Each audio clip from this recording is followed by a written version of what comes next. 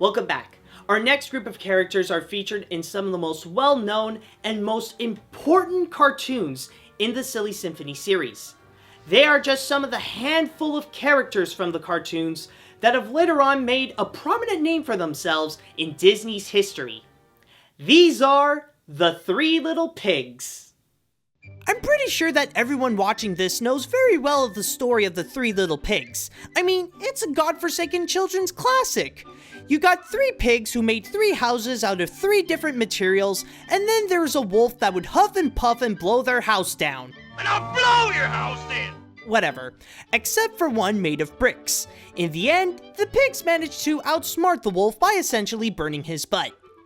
In the short, the three pigs include Fifer Pig, the carefree flute-playing one with a house made of straw, Fiddler Pig, the violin-playing one with a house made of sticks who is also carefree, and Practical Pig, the more serious one who puts his work as his top priority with a house made of bricks.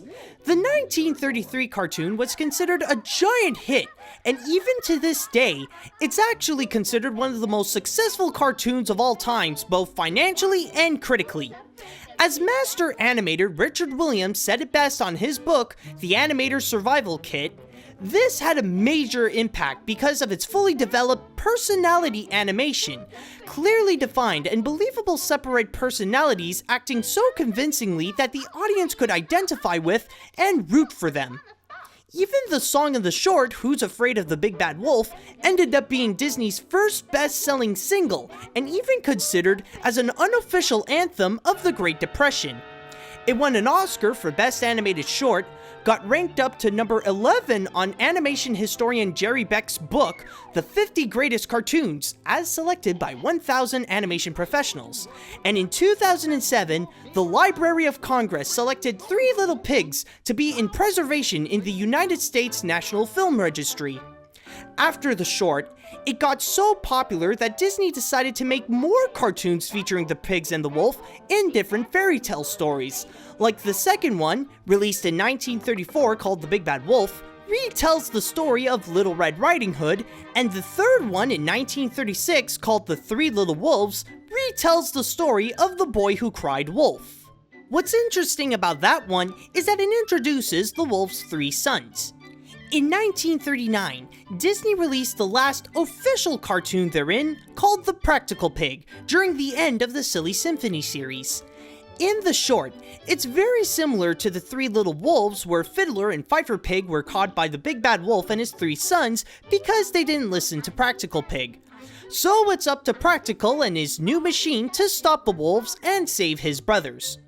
In 1941, Disney made a re-edited version of the first Three Little Pigs cartoon made for the National Film Board of Canada to encourage Canadians to buy war bonds to defeat the Nazis. Later on, the pigs and the wolf would make several appearances at the Disney parks as either rare meet-and-greet characters or appearing on parades. They wouldn't come back on screen until the early 2000s, making a few appearances in the House of Mouse, as well as having a new cartoon called Little Bad Wolf, where the Big Bad Wolf teaches his son how to catch pigs. The Three Little Pigs would go on to become some of the best examples of Disney classic cartoons. Even though today they're not as famous as they were during the 30s, they managed to find a way to make themselves a new home in the wasteland. In Epic Mickey 2, the Three Little Pigs are just average residents of the wasteland, but they want to aim higher and become true musicians. Their color scheme on their clothes are a little more different than how they were in the shorts, similar to Smee in the game. However, they somehow managed to get separated.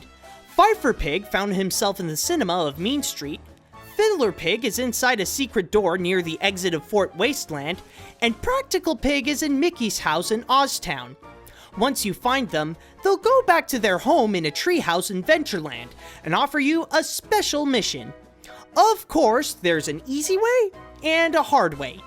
The hard way is to listen to Practical Pig by finding a new violin for Fiddler Pig, then paint all the telephone boxes in the wasteland, then finally look for Fiddler and Fifer Pig again. Oh boy, more searching around, oh joy. Doing all this will allow the pigs to make a new record for Bad Wolf Publishings to pay off their debt. The easy way though, suggested by Pfeiffer Pig, is to just talk to the usher of the Mean Street Cinema to give the pigs a job doing music for his movies. Now, if you have seen the Three Little Pigs cartoons, I don't think I need to explain to you what the better option is for a better ending for the pigs.